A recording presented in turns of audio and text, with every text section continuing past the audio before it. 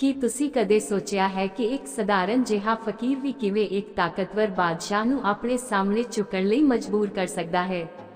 ਇਹ ਕਹਾਣੀ ਹੈ ਦਇਆ, ਸੱਚ ਅਤੇ ਨਿਮਰਤਾ ਦੀ ਤਾਕਤ ਦੀ, ਜੋ ਤਲਵਾਰ ਅਤੇ ਤਖਤ ਤੋਂ ਵੀ ਵੱਡੀ ਹੁੰਦੀ ਹੈ। ਜਦੋਂ ਗੁਰੂ ਨਾਨਕ ਦੇਵ ਜੀ ਦੇ ਸਾਹਮਣੇ ਇੱਕ ਕਮੰਡੀ ਬਾਦਸ਼ਾਹ ਆ ਖੜਾ ਹੋਇਆ, ਤਾਂ ਜੋ ਹੋਇਆ ਉਸਨੇ ਪੂਰੇ ਰਾਜ ਦੀ ਸੋਚ ਹੀ ਬਦਲ ਦਿੱਤੀ।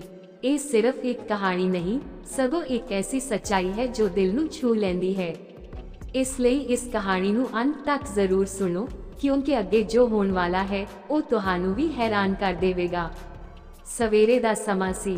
ਹੌਲੀ-ਹੌਲੀ ਠੰਡੀ ਹਵਾ ਵਗ ਰਹੀ ਸੀ ਅਤੇ ਆਕਾਸ਼ ਵਿੱਚ ਸੂਰਜ ਹੌਲੀ-ਹੌਲੀ ਚੜ੍ਹ ਰਿਹਾ ਸੀ। ਪੰਜਾਬ ਦੀ ਧਰਤੀ ਉੱਤੇ ਹਰ ਪਾਸੇ ਸ਼ਾਂਤੀ ਅਤੇ ਸਕੂਨ ਸੀ। ਇੱਕ ਛੋਟੇ ਜਿਹੇ ਪਿੰਡ ਦੇ ਬਾਹਰ ਇੱਕ ਸਾਦਾ ਜਿਹਾ ਫਕੀਰ ਦਰਖਤ ਹੇਠਾਂ ਬੈਠਿਆ ਸੀ। ਉਸਦੇ ਚਿਹਰੇ ਉੱਤੇ ਅਜੀਬ ਜਿਹੀ ਰੌਸ਼ਨੀ ਸੀ, ਅੱਖਾਂ ਵਿੱਚ ਦਇਆ ਅਤੇ ਦਿਲ ਵਿੱਚ ਹਰ ਮਨੁੱਖ ਲਈ ਪਿਆਰ। ਉਹ ਫਕੀਰ ਕੋਈ ਹੋਰ ਨਹੀਂ ਸਨ, ਸਗੋਂ ਗੁਰੂ ਨਾਨਕ ਦੇਵ ਜੀ ਸਨ। ਲੋਕ ਦੂਰ-ਦੂਰ ਤੋਂ ਆਉਂਦੇ, ਉਹਨਾਂ ਦੇ ਕੋਲ ਬੈਠਦੇ ਅਤੇ ਮਨ ਦੀ ਸ਼ਾਂਤੀ ਲੈ ਕੇ ਵਾਪਸ ਜਾਂਦੇ। ਕਿਸੇ ਨੂੰ ਦੁੱਖ ਹੁੰਦਾ ਤਾਂ ਉਹ ਹੌਲੀ ਆਵਾਜ਼ ਵਿੱਚ ਸਮਝਾ ਦਿੰਦੇ, ਕਿਸੇ ਦੇ ਦਿਲ ਵਿੱਚ ਕਮੰਡ ਹੁੰਦਾ ਤਾਂ ਉਹ ਪ੍ਰੇਮ ਨਾਲ ਉਸ ਨੂੰ ਦੂਰ ਕਰ ਦਿੰਦੇ। ਉਹਨਾਂ ਦੀ ਸਾਦਗੀ ਵਿੱਚ ਹੀ ਇੱਕ ਵੱਡੀ ਤਾਕਤ ਸੀ। ਉਹ ਕਹਿੰਦੇ ਸਨ ਕਿ ਰੱਬ ਹਰ ਮਨੁੱਖ ਵਿੱਚ ਵਸਦਾ ਹੈ ਅਤੇ ਜੇ ਮਨੁੱਖ ਦੂਜੇ ਮਨੁੱਖ ਦਾ ਭਲਾ ਕਰੇ ਤਾਂ ਉਹੀ ਸਭ ਤੋਂ ਵੱਡੀ ਇਬਾਦਤ ਹੈ। ਉਸ ਸਮੇਂ ਉਸ ਇਲਾਕੇ ਵਿੱਚ ਇੱਕ ਤਾਕਤਵਰ ਬਾਦਸ਼ਾਹ ਦਾ ਰਾਜ ਸੀ ਜਿਸ ਦਾ ਨਾਮ ਸੀ ਇਬਰਾਹਿਮ ਲੋਦੀ। ਉਹ ਬਹੁਤ ਸ਼ਕਤੀਸ਼ਾਲੀ ਸੀ। ਉਸਦੇ ਕੋਲ ਵੱਡੀ ਫੌਜ ਸੀ, ਮਹਲ ਸੋਨੇ ਚਾਂਦੀ ਨਾਲ ਸਜੇ ਹੋਏ ਸਨ ਅਤੇ ਉਸਦੇ ਸਾਹਮਣੇ ਵੱਡੇ-ਵੱਡੇ ਸਰਦਾਰ ਵੀ ਸਿਰ ਝੁਕਾ ਕੇ ਖੜੇ ਰਹਿੰਦੇ ਸਨ। ਪਰ ਇੱਕ ਗੱਲ ਉਸ ਨੂੰ ਅੰਦਰੋਂ ਪਰੇਸ਼ਾਨ ਕਰਦੀ ਸੀ, ਲੋਕ ਉਸ ਫਕੀਰ ਦੀ ਬਹੁਤ ਇੱਜ਼ਤ ਕਰਦੇ ਸਨ। ਦਰਬਾਰ ਵਿੱਚ ਅਕਸਰ ਲੋਕ ਆ ਕੇ ਕਹਿੰਦੇ, ਜਹਾਂਪਨਾ, ਉਹ ਫਕੀਰ ਵੱਡਾ ਅਜੀਬ ਇਨਸਾਨ ਹੈ, ਉਸਦੇ ਕੋਲ ਬੈਠਦੇ ਹੀ ਦਿਲ ਨੂੰ ਸਕੂਨ ਮਿਲ ਜਾਂਦਾ ਹੈ। ਬਾਦਸ਼ਾਹ ਇਹ ਸੁਣ ਕੇ ਹੱਸ ਦਿੰਦਾ, ਪਰ ਉਸਦੇ ਮਨ ਵਿੱਚ ਸਵਾਲ ਜ਼ਰੂਰ ਉੱਠਦਾ ਕਿ ਆਖਿਰ ਇੱਕ ਸਾਦਾ ਜਿਹਾ ਫਕੀਰ ਇੰਨਾ ਮਸ਼ਹੂਰ ਕਿਵੇਂ ਹੋ ਗਿਆ। ਇੱਕ ਦਿਨ ਉਸਨੇ ਆਪਣੇ ਵਜ਼ੀਰ ਨੂੰ ਕਿਹਾ, ਜਾ ਕੇ ਉਸ ਫਕੀਰ ਨੂੰ ਦਰਬਾਰ ਵਿੱਚ ਲਿਆਓ, ਮੈਂ ਦੇਖਣਾ ਚਾਹੁੰਦਾ ਹਾਂ ਕਿ ਉਸ ਵਿੱਚ ਐਸਾ ਕੀ ਹੈ। ਸਿਪਾਹੀ ਘੋੜਿਆਂ ਉੱਤੇ ਸਵਾਰ ਹੋ ਕੇ ਪਿੰਡ ਵੱਲ ਚੱਲ ਪਏ। ਜਦੋਂ ਉਹ ਪਿੰਡ ਪਹੁੰਚੇ ਤਾਂ ਲੋਕ ਡਰ ਗਏ, ਪਰ ਗੁਰੂ ਨਾਨਕ ਦੇਵ ਜੀ ਬਿਲਕੁਲ ਸ਼ਾਂਤ ਬੈਠੇ ਰਹੇ। ਸਿਪਾਹੀਆਂ ਨੇ ਕਿਹਾ, ਫਕੀਰ, ਬਾਦਸ਼ਾਹ ਨੇ ਤੈਨੂੰ ਦਰਬਾਰ ਵਿੱਚ ਬੁਲਾਇਆ ਹੈ। ਉਹ ਹੌਲੀ ਜਿਹੀ ਮੁਸਕਰਾਹਟ ਨਾਲ ਉੱਠੇ ਅਤੇ ਬੋਲੇ, ਜੇ ਕਿਸੇ ਨੂੰ ਮਿਲਣ ਦੀ ਇੱਛਾ ਹੈ ਤਾਂ ਮੈਂ ਕਿਉਂ ਇਨਕਾਰ ਕਰਾਂ। ਉਹ ਸਿਪਾਹੀਆਂ ਨਾਲ ਦਰਬਾਰ ਵੱਲ ਚੱਲ ਪਏ। ਜਦੋਂ ਉਹ ਦਰਬਾਰ ਵਿੱਚ ਪਹੁੰਚੇ ਤਾਂ ਹਰ ਪਾਸੇ ਸ਼ਾਨ ਉਹ ਸ਼ੌਕਤ ਸੀ। ਵੱਡੇ ਝੂਮਰ, ਚਮਕਦਾਰ ਦੀਵਾਰਾਂ ਅਤੇ ਵਿਚਕਾਰ ਸੋਨੇ ਦਾ ਸਿੰਘਾਸਨ ਜਿਸ ਉੱਤੇ ਬਾਦਸ਼ਾਹ ਬੈਠਿਆ ਸੀ। ਦਰਬਾਰੀਆਂ ਨੇ ਜਦੋਂ ਉਸ ਸਾਦੇ ਫਕੀਰ ਨੂੰ ਦੇਖਿਆ ਤਾਂ ਕਈ ਲੋਕ ਹੌਲੀ-ਹੌਲੀ ਹੱਸਣ ਲੱਗੇ। ਬਾਦਸ਼ਾਹ ਨੇ ਉਸ ਨੂੰ ਦੇਖ ਕੇ ਕਿਹਾ, ਸੁਣਿਆ ਹੈ ਲੋਕ ਤੈਨੂੰ ਵੱਡਾ ਸੰਤ ਮੰਨਦੇ ਹਨ, ਕੀ ਤੇਰੇ ਕੋਲ ਕੋਈ ਚਮਤਕਾਰ ਹੈ? ਫਕੀਰ ਨੇ ਸ਼ਾਂਤ ਆਵਾਜ਼ ਵਿੱਚ ਕਿਹਾ, ਮੇਰੇ ਕੋਲ ਕੋਈ ਚਮਤਕਾਰ ਨਹੀਂ, ਸਿਰਫ ਸੱਚ ਅਤੇ ਪਿਆਰ ਹੈ। ਇਹ ਸੁਣ ਕੇ ਦਰਬਾਰ ਵਿੱਚ ਕੁਝ ਲੋਕ ਹੈਰਾਨ ਰਹਿ ਗਏ। ਬਾਦਸ਼ਾਹ ਨੇ ਫਿਰ ਕਿਹਾ, ਜੇ ਤੂੰ ਇੰਨਾ ਵੱਡਾ ਫਕੀਰ ਹੈ ਤਾਂ ਮੇਰੇ ਸਾਹਮਣੇ ਸਿਰ ਝੁਕਾ, ਕਿਉਂਕਿ ਇਸ ਰਾਜ ਵਿੱਚ ਸਭ ਤੋਂ ਵੱਡਾ ਮੈਂ ਹਾਂ। ਇਹ ਸੁਣ ਕੇ ਦਰਬਾਰ ਵਿੱਚ ਖਾਮੋਸ਼ੀ ਛਾ ਗਈ, ਪਰ ਗੁਰੂ ਨਾਨਕ ਦੇਵ ਜੀ ਨੇ ਬੜੀ ਨਿਮਰਤਾ ਨਾਲ ਕਿਹਾ, ਮੈਂ ਸਿਰ ਝੁਕਾਉਂਦਾ ਹਾਂ, ਪਰ ਸਿਰਫ ਉਸ ਵਾਹਿਗੁਰੂ ਦੇ ਸਾਹਮਣੇ ਜਿਸ ਨੇ ਸਾਨੂੰ ਬਣਾਇਆ ਹੈ। ਇਹ ਸੁਣ ਕੇ ਕਈ ਦਰਬਾਰੀ ਗੁੱਸੇ ਵਿੱਚ ਆ ਗਏ, ਪਰ ਬਾਦਸ਼ਾਹ ਚੁੱਪ ਰਿਹਾ। ਉਸਨੇ ਪਹਿਲੀ ਵਾਰ ਮਹਿਸੂਸ ਕੀਤਾ ਕਿ ਇਸ ਫਕੀਰ ਵਿੱਚ ਕੋਈ ਵੱਖਰੀ ਗੱਲ ਹੈ। ਉਦੋਂ ਹੀ ਦਰਬਾਰ ਦੇ ਬਾਹਰੋਂ ਇੱਕ ਬੁੱਢਾ ਗਰੀਬ ਆਦਮੀ ਰੋਂਦਾ ਹੋਇਆ ਅੰਦਰ ਆਇਆ। ਉਸਦੇ ਕੱਪੜੇ ਫਾਟੇ ਹੋਏ ਸਨ ਅਤੇ ਉਹ ਬੋਲਾ, ਜਹਾਂਪਨਾ, ਮੇਰੇ ਘਰ ਕਈ ਦਿਨਾਂ ਤੋਂ ਰੋਟੀ ਨਹੀਂ ਪੱਕੀ, ਮੇਰੇ ਬੱਚੇ ਭੁੱਖੇ ਹਨ। ਦਰਬਾਰ ਵਿੱਚ ਬੈਠੇ ਕਈ ਲੋਕਾਂ ਨੇ ਮੂੰਹ ਫੇਰ ਲਿਆ, ਪਰ ਉਦੋਂ ਹੀ ਗੁਰੂ ਨਾਨਕ ਦੇਵ ਜੀ ਨੇ ਆਪਣੇ ਥੈਲੇ ਵਿੱਚੋਂ ਸੁੱਕੀ ਰੋਟੀ ਕੱਢ ਕੇ ਉਸ ਬੁੱਢੇ ਨੂੰ ਦੇ ਦਿੱਤੀ। ਬੁੱਢੇ ਦੀਆਂ ਅੱਖਾਂ ਵਿੱਚ ਖੁਸ਼ੀ ਦੇ ਅੰਸੂ ਆ ਗਏ ਅਤੇ ਉਹ ਦੁਆਵਾਂ ਦੇਣ ਲੱਗ ਪਿਆ। ਇਹ ਦ੍ਰਿਸ਼ ਦੇਖ ਕੇ ਬਾਦਸ਼ਾਹ ਸੋਚ ਵਿੱਚ ਪੈ ਗਿਆ। ਉਸਨੇ ਸੋਚਿਆ, ਜਿਸ ਦੇ ਕੋਲ ਕੁਝ ਨਹੀਂ, ਉਹ ਵੀ ਦੇ ਰਿਹਾ ਹੈ, ਅਤੇ ਮੇਰੇ ਕੋਲ ਸਭ ਕੁਝ ਹੋ ਕੇ ਵੀ ਮੈਂ ਸਿਰਫ ਆਪਣੀ ਤਾਕਤ ਦਿਖਾ ਰਿਹਾ ਹਾਂ। ਉਸਦੇ ਦਿਲ ਵਿੱਚ ਹੌਲੀ-ਹੌਲੀ ਬਦਲਾਅ ਆਉਣ ਲੱਗਾ। ਉਹ ਸਿੰਘਾਸਨ ਤੋਂ ਉੱਠਿਆ ਅਤੇ ਫਕੀਰ ਦੇ ਕੋਲ ਆ ਗਿਆ। ਸਾਰਾ ਦਰਬਾਰ ਹੈਰਾਨ ਰਹਿ ਗਿਆ, ਕਿਉਂਕਿ ਕਿਸੇ ਨੇ ਕਦੇ ਨਹੀਂ ਵੇਖਿਆ ਸੀ ਕਿ ਬਾਦਸ਼ਾਹ ਕਿਸੇ ਆਮ ਇਨਸਾਨ ਦੇ ਸਾਹਮਣੇ ਖੜਾ ਹੋਵੇ। ਫਿਰ ਹੌਲੀ-ਹੌਲੀ ਬਾਦਸ਼ਾਹ ਨੇ ਆਪਣਾ ਸਿਰ ਝੁਕਾ ਦਿੱਤਾ ਅਤੇ ਕਿਹਾ, ਅੱਜ ਮੈਨੂੰ ਸਮਝ ਆ ਗਿਆ ਕਿ ਅਸਲੀ ਤਾਕਤ ਤਲਵਾਰ ਵਿੱਚ ਨਹੀਂ ਹੁੰਦੀ, ਅਸਲੀ ਤਾਕਤ ਉਸ ਦਿਲ ਵਿੱਚ ਹੁੰਦੀ ਹੈ ਜੋ ਦੂਜਿਆਂ ਲਈ ਧੜਕਦਾ ਹੈ। ਗੁਰੂ ਨਾਨਕ ਦੇਵ ਜੀ ਮੁਸਕਰਾਏ ਅਤੇ ਬੋਲੇ, ਜਦੋਂ ਮਨੁੱਖ ਦੂਜਿਆਂ ਦਾ ਦਰਦ ਸਮਝ ਲੈਂਦਾ ਹੈ, ਉਹੀ ਉਸ ਦੀ ਅਸਲੀ ਵਡਿਆਈ ਹੁੰਦੀ ਹੈ। ਉਸ ਦਿਨ ਤੋਂ ਬਾਅਦ ਸਾਰੇ ਰਾਜ ਵਿੱਚ ਇਹ ਗੱਲ ਫੈਲ ਗਈ ਕਿ ਇੱਕ ਫਕੀਰ ਦੇ ਸਾਹਮਣੇ ਬਾਦਸ਼ਾਹ ਵੀ ਚੁੱਪ ਗਿਆ। ਲੋਕ ਹੈਰਾਨ ਸਨ ਕਿ ਇੱਕ ਸਾਦੇ ਸੰਤ ਨੇ ਕਿਵੇਂ ਇੱਕ ਕਮੰਡੀ ਬਾਦਸ਼ਾਹ ਦਾ ਦਿਲ ਬਦਲ ਦਿੱਤਾ। ਪਰ ਅਸਲ ਕਹਾਣੀ ਤਾਂ ਹਾਲੇ ਬਾਕੀ ਸੀ, ਕਿਉਂਕਿ ਉਸੇ ਰਾਤ ਮਹਲ ਵਿੱਚ ਇੱਕ ਅਜਿਹੀ ਘਟਨਾ ਹੋਈ ਜਿਸ ਨੇ ਬਾਦਸ਼ਾਹ ਦੀ ਜ਼ਿੰਦਗੀ ਹਮੇਸ਼ਾ ਲਈ ਬਦਲ ਦਿੱਤੀ। ਰਾਤ ਗਹਿਰੀ ਹੋ ਰਹੀ ਸੀ, ਮਹਲ ਦੇ ਦਰਵਾਜ਼ਿਆਂ ਤੇ ਸਖਤ ਪਹਿਰਾ ਸੀ। ਉਦੋਂ ਅਚਾਨਕ ਮਹਲ ਦੇ ਮੁੱਖ ਦਰਵਾਜ਼ੇ ਉੱਤੇ ਜ਼ੋਰ ਦੀਆਂ ਠੋਕਰਾਂ ਪੈਣ ਲੱਗੀਆਂ। ਪਹਿਰੇਦਾਰ ਦੌੜ ਕੇ ਗਏ ਅਤੇ ਜਦੋਂ ਦਰਵਾਜ਼ਾ ਖੋਲ੍ਹਿਆ ਤਾਂ ਉਹ ਹੈਰਾਨ ਰਹਿ ਗਏ, ਕਿਉਂਕਿ ਬਾਹਰ ਉਹੀ ਬੁੱਢਾ ਆਦਮੀ ਖੜਾ ਸੀ, ਪਰ ਹੁਣ ਉਸ ਦੇ ਚਿਹਰੇ ਉੱਤੇ ਪਹਿਲਾਂ ਵਾਲੀ ਕਮਜ਼ੋਰੀ ਨਹੀਂ ਸੀ, ਉਸ ਦੀਆਂ ਅੱਖਾਂ ਵਿੱਚ ਅਜੀਬ ਚਮਕ ਸੀ। ਉਸਨੇ ਹੌਲੀ ਆਵਾਜ਼ ਵਿੱਚ ਕਿਹਾ, ਬਾਦਸ਼ਾਹ ਨੂੰ ਕਹੋ, ਅਸਲੀ ਇਮਤਿਹਾਨ ਹਾਲੇ ਬਾਕੀ ਹੈ। ਰਾਤ ਹੋਰ ਵੀ ਗਹਿਰੀ ਹੋ ਚੁੱਕੀ ਸੀ। ਮਹਲ ਦੇ ਆਲੇ ਦੁਆਲੇ ਚੁੱਪਕਾਰਾ ਛਾਇਆ ਹੋਇਆ ਸੀ ਅਤੇ ਪਹਿਰੇਦਾਰ ਆਪਣੀ ਡਿਊਟੀ ਤੇ ਖੜੇ ਸਨ। ਦਰਵਾਜ਼ੇ ਤੇ ਖੜੇ ਉਸ ਬੁੱਢੇ ਆਦਮੀ ਦੀਆਂ ਅੱਖਾਂ ਵਿੱਚ ਇੱਕ ਅਜੀਬ ਜਿਹੀ ਰੌਸ਼ਨੀ ਸੀ। ਪਹਿਰੇਦਾਰ ਇੱਕ ਦੂਜੇ ਵੱਲ ਦੇਖਣ ਲੱਗੇ। ਉਹਨਾਂ ਨੂੰ ਸਮਝ ਨਹੀਂ ਆ ਰਿਹਾ ਸੀ ਕਿ ਇਹ ਉਹੀ ਗਰੀਬ ਬੁੱਢਾ ਹੈ ਜੋ ਦਿਨ ਵਿੱਚ ਦਰਬਾਰ ਵਿੱਚ ਰੋ ਰਿਹਾ ਸੀ ਜਾਂ ਕੋਈ ਹੋਰ। ਉਹਨਾਂ ਵਿੱਚੋਂ ਇੱਕ ਨੇ ਹਿੰਮਤ ਕਰਕੇ ਪੁੱਛਿਆ, ਤੂੰ ਫਿਰ ਇੱਥੇ ਕਿਉਂ ਆਇਆ ਹੈ? ਬੁੱਢੇ ਨੇ ਸ਼ਾਂਤ ਆਵਾਜ਼ ਵਿੱਚ ਕਿਹਾ, ਮੈਨੂੰ ਬਾਦਸ਼ਾਹ ਨਾਲ ਮਿਲਣਾ ਹੈ। ਉਸ ਨੂੰ ਕਹੋ ਕਿ ਅਸਲੀ ਪਰਖ ਹੁਣ ਸ਼ੁਰੂ ਹੋਣ ਵਾਲੀ ਹੈ। ਪਹਿਰੇਦਾਰ ਹੈਰਾਨ ਰਹਿ ਗਏ। ਉਹਨਾਂ ਨੇ ਇਹ ਗੱਲ ਅੰਦਰ ਜਾ ਕੇ ਬਾਦਸ਼ਾਹ ਨੂੰ ਦੱਸੀ। ਬਾਦਸ਼ਾਹ ਕੁਝ ਪਲ ਲਈ ਸੋਚ ਵਿੱਚ ਪੈ ਗਿਆ। ਦਿਨ ਵਿੱਚ ਜੋ ਕੁਝ ਉਸਨੇ ਵੇਖਿਆ ਸੀ, ਉਹ ਹਾਲੇ ਵੀ ਉਸਦੇ ਦਿਲ ਵਿੱਚ ਘੁੰਮ ਰਿਹਾ ਸੀ। ਉਸਨੇ ਹੁਕਮ ਦਿੱਤਾ, ਉਸ ਨੂੰ ਅੰਦਰ ਲਿਆਓ। ਜਦੋਂ ਬੁੱਢਾ ਆਦਮੀ ਮਹਲ ਦੇ ਹਾਲ ਵਿੱਚ ਪਹੁੰਚਿਆ ਤਾਂ ਬਾਦਸ਼ਾਹ ਨੇ ਧਿਆਨ ਨਾਲ ਉਸ ਨੂੰ ਵੇਖਿਆ। ਉਸਦੇ ਚਿਹਰੇ ਤੇ ਹੁਣ ਡਰ ਨਹੀਂ ਸੀ, ਸਗੋਂ ਇੱਕ ਅਜੀਬ ਜਿਹੀ ਸ਼ਾਂਤੀ ਸੀ। ਬਾਦਸ਼ਾਹ ਨੇ ਪੁੱਛਿਆ, ਤੂੰ ਕਹਿੰਦਾ ਹੈ ਅਸਲੀ ਇਮਤਿਹਾਨ ਹਾਲੇ ਬਾਕੀ ਹੈ, ਇਸ ਦਾ ਕੀ ਮਤਲਬ ਹੈ? ਬੁੱਢੇ ਨੇ ਹੌਲੀ ਜਿਹੀ ਮੁਸਕਰਾਹਟ ਨਾਲ ਕਿਹਾ, ਜਹਾਂਪਨਾ, ਦਿਨ ਵਿੱਚ ਤੁਸੀਂ ਇੱਕ ਫਕੀਰ ਦੀ ਗੱਲ ਸੁਣੀ ਅਤੇ ਦਿਲ ਵਿੱਚ ਨਿਮਰਤਾ ਆਈ, ਪਰ ਸੱਚੀ ਬਦਲਾਅ ਤਦੋਂ ਆਉਂਦੀ ਹੈ ਜਦੋਂ ਮਨੁੱਖ ਆਪਣੇ ਕਰਮ ਬਦਲਦਾ ਹੈ। ਬਾਦਸ਼ਾਹ ਚੁੱਪ ਰਹਿ ਗਿਆ। ਉਸਦੇ ਮਨ ਵਿੱਚ ਕਈ ਖਿਆਲ ਆਉਣ ਲੱਗੇ। ਉਸਨੇ ਪੁੱਛਿਆ, ਤੂੰ ਕੌਣ ਹੈ? ਬੁੱਢੇ ਨੇ ਕਿਹਾ, ਮੈਂ ਸਿਰਫ ਇੱਕ ਆਮ ਮਨੁੱਖ ਹਾਂ, ਪਰ ਅੱਜ ਮੈਂ ਤੁਹਾਨੂੰ ਉਹ ਗੱਲ ਦੱਸਣ ਆਇਆ ਹਾਂ ਜੋ ਤੁਹਾਨੂੰ ਕਿਸੇ ਨੇ ਕਦੇ ਨਹੀਂ ਦੱਸੀ।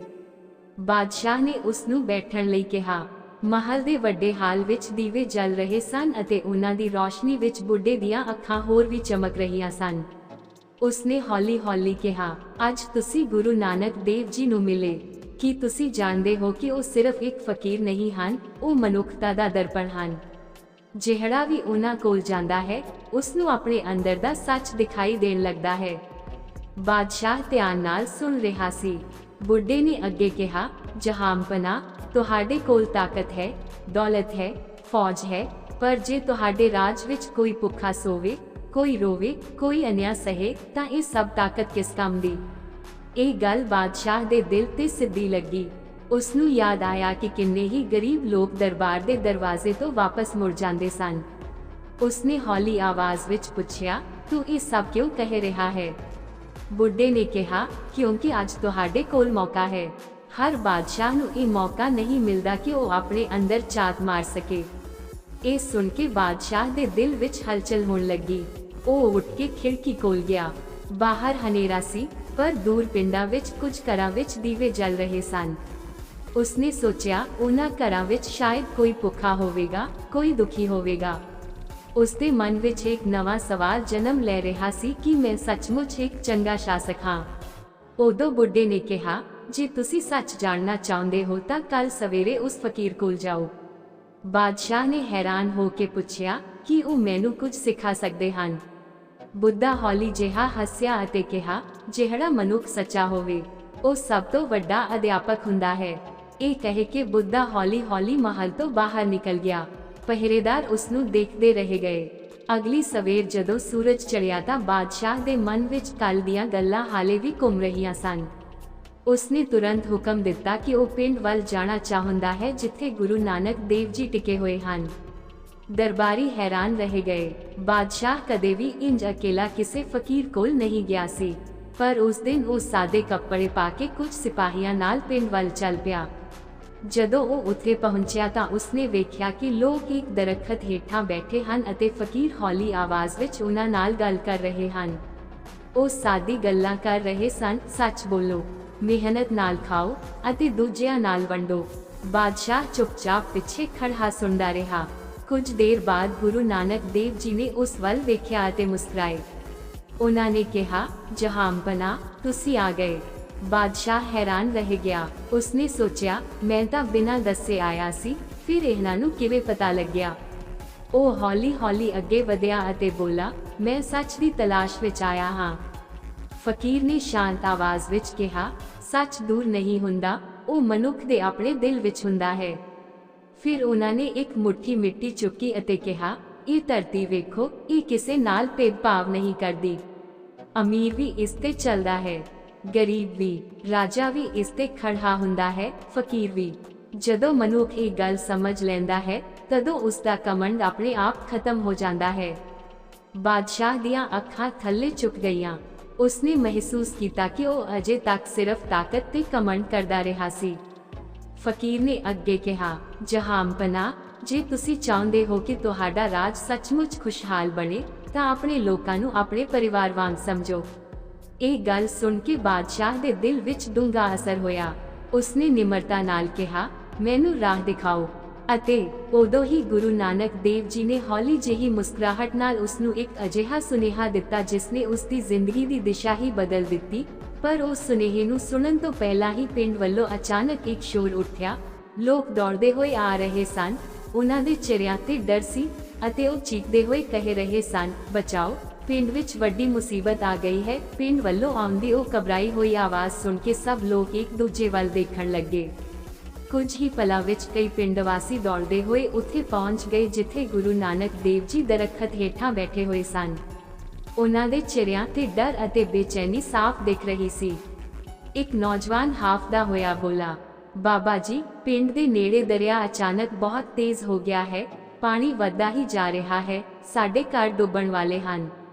ਇਹ ਸੁਣ ਕੇ ਉੱਥੇ ਬੈਠੇ ਸਾਰੇ ਲੋਕ ਚਿੰਤਿਤ ਹੋ ਗਏ। ਬਾਦਸ਼ਾਹ ਵੀ ਹੈਰਾਨ ਰਹਿ ਗਿਆ ਕਿਉਂਕਿ ਉਸਨੇ ਕਦੇ ਪਿੰਡ ਦੇ ਲੋਕਾਂ ਨੂੰ ਇਸ ਤਰ੍ਹਾਂ ਡਰੇ ਹੋਏ ਨਹੀਂ ਵੇਖਿਆ ਸੀ। ਪਰ ਗੁਰੂ ਨਾਨਕ ਦੇਵ ਜੀ ਬਿਲਕੁਲ ਸ਼ਾਂਤ ਸਨ। ਉਹਨਾਂ ਨੇ ਹੌਲੀ ਆਵਾਜ਼ ਵਿੱਚ ਕਿਹਾ, ਡਰੋ ਨਾ, ਜਿੱਥੇ ਹਿੰਮਤ ਅਤੇ ਇਕਤਾ ਹੁੰਦੀ ਹੈ, ਉੱਥੇ ਹਰ ਮੁਸੀਬਤ ਦਾ ਹੱਲ ਨਿਕਲ ਆਉਂਦਾ ਹੈ। ਫਿਰ ਉਹ ਖੜੇ ਹੋਏ ਅਤੇ ਸਾਰੇ ਲੋਕਾਂ ਨਾਲ ਦਰਿਆ ਵੱਲ ਤੁਰ ਪਏ। ਬਾਦਸ਼ਾਹ ਵੀ ਉਹਨਾਂ ਦੇ ਪਿੱਛੇ ਚੱਲ ਪਿਆ। ਜਦੋਂ ਉਹ ਦਰਿਆ ਦੇ ਨੇੜੇ ਪਹੁੰਚੇ ਤਾਂ ਸੱਚਮੁੱਚ ਪਾਣੀ ਬਹੁਤ ਤੇਜ਼ੀ ਨਾਲ ਵਧ ਰਿਹਾ ਸੀ। ਕੁਝ ਚੌਂਪੜੀਆਂ ਤੱਕ ਪਾਣੀ ਪਹੁੰਚ ਚੁੱਕਾ ਸੀ ਅਤੇ ਬੱਚੇ ਡਰ ਕੇ ਰੋ ਰਹੇ ਸਨ। ਬਾਦਸ਼ਾਹ ਨੇ ਇਹ ਦ੍ਰਿਸ਼ ਵੇਖਿਆ ਤਾਂ ਉਸਦੇ ਦਿਲ ਵਿੱਚ ਦਰਦ ਉੱਠਿਆ। ਉਸਨੂੰ ਪਹਿਲੀ ਵਾਰ ਅਹਿਸਾਸ ਹੋਇਆ ਕਿ ਆਮ ਲੋਕ ਕਿੰਨੀ ਮੁਸ਼ਕਲਾਂ ਵਿੱਚ ਜੀਵਨ ਬਿਤਾਉਂਦੇ ਹਨ। ਗੁਰੂ ਨਾਨਕ ਦੇਵ ਜੀ ਨੇ ਸਭ ਨੂੰ ਇਕੱਠਾ ਕਰਕੇ ਕਿਹਾ, ਹਰ ਕੋਈ ਇੱਕ ਦੂਜੇ ਦੀ ਮਦਦ ਕਰੋ। ਬਜ਼ੁਰਗਾਂ ਅਤੇ ਬੱਚਿਆਂ ਨੂੰ ਪਹਿਲਾਂ ਸੁਰੱਖਿਅਤ ਥਾਂ ਤੇ ਲੈ ਜਾਓ। ਲੋਕ ਤੁਰੰਤ ਕੰਮ 'ਚ ਲੱਗ ਗਏ। ਕੋਈ ਰੱਸੀਆਂ ਲਿਆ ਰਿਹਾ ਸੀ, ਕੋਈ ਬੱਚਿਆਂ ਨੂੰ ਚੁੱਕ ਕੇ ਉੱਚੀ ਜਗ੍ਹਾ ਤੇ ਲੈ ਜਾ ਰਿਹਾ ਸੀ। ਬਾਦਸ਼ਾਹ ਨੇ ਵੀ ਆਪਣੇ ਸਿਪਾਹੀਆਂ ਨੂੰ ਹੁਕਮ ਦਿੱਤਾ ਕਿ ਉਹ ਪਿੰਡ ਵਾਸੀਆਂ ਦੀ ਮਦਦ ਕਰਨ। ਕੁਝ ਹੀ ਵੇਲੇ ਵਿੱਚ ਉੱਥੇ ਸੱਚੀ ਸੇਵਾ ਦਾ ਦ੍ਰਿਸ਼ ਬਣ ਗਿਆ। ਅਮੀਰ ਤੇ ਗਰੀਬ ਦਾ ਕੋਈ ਫਰਕ ਨਹੀਂ ਸੀ, ਹਰ ਕੋਈ ਇੱਕ ਦੂਜੇ ਲਈ ਦੌੜ ਰਿਹਾ ਸੀ। ਇਹ ਵੇਖ ਕੇ ਬਾਦਸ਼ਾਹ ਦੇ ਦਿਲ ਵਿੱਚ ਇੱਕ ਨਵੀਂ ਭਾਵਨਾ ਜਾਗ ਪਈ। ਉਸਨੇ ਸੋਚਿਆ ਕਿ ਅਸਲ ਤਾਕਤ ਤਾਂ ਇਹ ਹੈ, ਲੋਕਾਂ ਦਾ ਇੱਕ ਦੂਜੇ ਲਈ ਖੜਾ ਹੋਣਾ। ਕੁਝ ਸਮੇਂ ਬਾਅਦ ਹਾਲਤ ਕਾਬੂ ਵਿੱਚ ਆ ਗਈ ਅਤੇ ਪਾਣੀ ਦਾ ਵਹਾਅ ਹੌਲੀ-ਹੌਲੀ ਘਟਣ ਲੱਗਾ। ਪਿੰਡ ਦੇ ਲੋਕਾਂ ਨੇ ਰਾਤ ਦੀ ਸਾਹ ਲਿਆ। ਕਈ ਲੋਕਾਂ ਦੀਆਂ ਅੱਖਾਂ ਵਿੱਚ ਅੰਸੂ ਸਨ, ਪਰ ਉਹ ਅੰਸੂ ਡਰਦੇ ਨਹੀਂ ਸਗੋਂ ਕ੍ਰਿਤਜਤਾ ਦੇ ਸਨ। ਇੱਕ ਬਜ਼ੁਰਗ ਅੱਗੇ ਆਇਆ ਅਤੇ ਕਿਹਾ, ਬਾਬਾ ਜੀ, ਜੇ ਤੁਸੀਂ ਨਾ ਹੁੰਦੇ ਤਾਂ ਅਸੀਂ ਸਭ ਬਹੁਤ ਵੱਡੀ ਮੁਸੀਬਤ ਵਿੱਚ ਫਸ ਜਾਂਦੇ। ਗੁਰੂ ਨਾਨਕ ਦੇਵ ਜੀ ਮੁਸਕਰਾਏ ਅਤੇ ਕਿਹਾ, ਮੈਂ ਕੁਝ ਨਹੀਂ ਕੀਤਾ, ਇਹ ਸਭ ਤੁਹਾਡੀ ਇਕਤਾ ਅਤੇ ਹਿੰਮਤ ਦਾ ਨਤੀਜਾ ਹੈ। ਬਾਦਸ਼ਾਹ ਇਹ ਸਭ ਸੁਣ ਰਿਹਾ ਸੀ। ਉਸਦੇ ਮਨ ਵਿੱਚ ਗਹਿਰਾ ਅਸਰ ਹੋ ਰਿਹਾ ਸੀ। ਉਸਨੇ ਅੱਗੇ ਵੱਧ ਕੇ ਕਿਹਾ, ਅੱਜ ਮੈਂ ਸੱਚਮੁੱਚ ਸਿੱਖ ਲਿਆ ਹੈ ਕਿ ਰਾਜ ਕਰਨ ਦਾ ਅਸਲੀ ਮਤਲਬ ਕੀ ਹੁੰਦਾ ਹੈ। ਰਾਜਾ ਉਹ ਨਹੀਂ ਜੋ ਸਿਰਫ ਹੁਕਮ ਦੇਵੇ, ਸੱਚਾ ਰਾਜਾ ਉਹ ਹੈ ਜੋ ਆਪਣੇ ਲੋਕਾਂ ਦੇ ਨਾਲ ਖੜਾ ਰਹੇ। ਇਹ ਸੁਣ ਕੇ ਪਿੰਡ ਦੇ ਲੋਕ ਹੈਰਾਨ ਰਹਿ ਗਏ।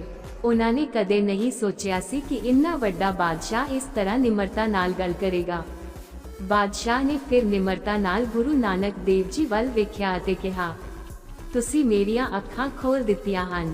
ਮੈਂ ਵਚਨ ਦਿੰਦਾ ਹਾਂ ਕਿ ਹੁਣ ਮੇਰੇ ਰਾਜ ਵਿੱਚ ਕੋਈ ਵੀ ਭੁੱਖਾ ਨਹੀਂ ਸੋਵੇਗਾ ਅਤੇ ਹਰ ਗਰੀਬ ਨੂੰ ਇਨਸਾਫ ਮਿਲੇਗਾ। ਇਹ ਸੁਣ ਕੇ ਸਾਰੇ ਲੋਕ ਖੁਸ਼ੀ ਨਾਲ ਭਰ ਗਏ।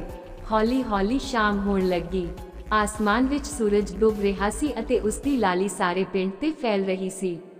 ਉਸ ਸੋਹਣੇ ਪਲ ਵਿੱਚ ਗੁਰੂ ਨਾਨਕ ਦੇਵ ਜੀ ਨੇ ਹੌਲੀ ਆਵਾਜ਼ ਵਿੱਚ ਕਿਹਾ, ਯਾਦ ਰੱਖੋ, ਮਨੁੱਖ ਦਾ ਸਭ ਤੋਂ ਵੱਡਾ ਧਰਮ ਹੈ ਸੱਚ ਬੋਲਣਾ, ਮਿਹਨਤ ਕਰਨੀ ਅਤੇ ਦੂਜਿਆਂ ਨਾਲ ਵੰਡ ਕੇ ਖਾਣਾ। ਇਹ ਬਚਨ ਸੁਣ ਕੇ ਹਰ ਇੱਕ ਦੇ ਦਿਲ ਵਿੱਚ ਇੱਕ ਨਵੀਂ ਰੌਸ਼ਨੀ ਜਗ ਪਈ। ਬਾਦਸ਼ਾਹ ਨੇ ਆਦਰ ਨਾਲ ਸਿਰ ਝੁਕਾਇਆ। ਉਸ ਪਲ ਉਸ ਦੇ ਦਿਲ ਵਿੱਚ ਕੋਈ ਕਮੰਡ ਨਹੀਂ ਸੀ, ਸਿਰਫ ਨਿਮਰਤਾ ਅਤੇ ਕ੍ਰਿਤਜਤਾ ਸੀ। ਕੁਝ ਦਿਨਾਂ ਬਾਅਦ ਉਹ ਆਪਣੇ ਮਹਲ ਵਾਪਸ ਗਿਆ, ਪਰ ਹੁਣ ਉਹ ਪਹਿਲਾਂ ਵਾਲਾ ਬਾਦਸ਼ਾਹ ਨਹੀਂ ਰਿਹਾ ਸੀ। ਉਸਨੇ ਆਪਣੇ ਰਾਜ ਵਿੱਚ ਕਈ ਨਵੇਂ ਫੈਸਲੇ ਕੀਤੇ, ਗਰੀਬਾਂ ਲਈ ਅਨਾਜ ਦੇ ਭੰਡਾਰ ਖੋਲ੍ਹੇ, ਅਨਿਆਂ ਨੂੰ ਰੋਕਣ ਲਈ ਸਖਤ ਕਾਨੂੰਨ ਬਣਾਏ ਅਤੇ ਲੋਕਾਂ ਦੀਆਂ ਸਮੱਸਿਆਵਾਂ ਸੁਣਨ ਲਈ ਦਰਬਾਰ ਦੇ ਦਰਵਾਜ਼ੇ ਹਰ ਵੇਲੇ ਖੁੱਲ੍ਹੇ ਰੱਖੇ। ਹੌਲੀ ਹੌਲੀ ਉਸ ਦੇ ਰਾਜ ਵਿੱਚ ਖੁਸ਼ਹਾਲੀ ਵਧਣ ਲੱਗੀ। ਲੋਕ ਕਹਿਣ ਲੱਗੇ ਕਿ ਇੱਕ ਫਕੀਰ ਦੀ ਸਾਦਗੀ ਨੇ ਇੱਕ ਬਾਦਸ਼ਾਹ ਦੀ ਜ਼ਿੰਦਗੀ ਬਦਲ ਦਿੱਤੀ।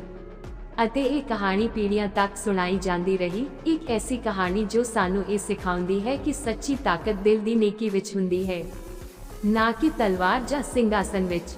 ਜਦੋਂ ਮਨੁੱਖ ਦੂਜਿਆਂ ਲਈ ਜਿਉਣਾ ਸਿੱਖ ਲੈਂਦਾ ਹੈ, ਤਦੋਂ ਉਹ ਸੱਚਮੁੱਚ ਮਹਾਨ ਬਣ ਜਾਂਦਾ ਹੈ। ਦੋਸਤੋ, ਜੇ ਤੁਹਾਨੂੰ ਇਹ ਪ੍ਰੇਰਨਾਦਾਇਕ ਕਹਾਣੀ ਚੰਗੀ ਲੱਗੀ ਹੋਵੇ ਤਾਂ ਇਸ ਨੂੰ ਜ਼ਰੂਰ ਲਾਈਕ ਕਰੋ, ਆਪਣੇ ਦੋਸਤਾਂ ਨਾਲ ਸ਼ੇਅਰ ਕਰੋ ਅਤੇ ਐਸੀਆਂ ਹੀ ਹੋਰ ਪ੍ਰੇਰਨਾਦਾਇਕ ਕਹਾਣੀਆਂ ਸੁਣਨ ਲਈ ਚੈਨਲ ਨੂੰ ਸਬਸਕ੍ਰਾਈਬ ਕਰਨਾ ਨਾ ਭੁੱਲੋ, ਕਿਉਂਕਿ ਤੁਹਾਡਾ ਇੱਕ ਲਾਈਕ ਅਤੇ ਇੱਕ ਸਬਸਕ੍ਰਾਈਬ ਸਾਡੇ ਲਈ ਬਹੁਤ ਵੱਡੀ ਪ੍ਰੇਰਨਾ ਬਣਦਾ ਹੈ।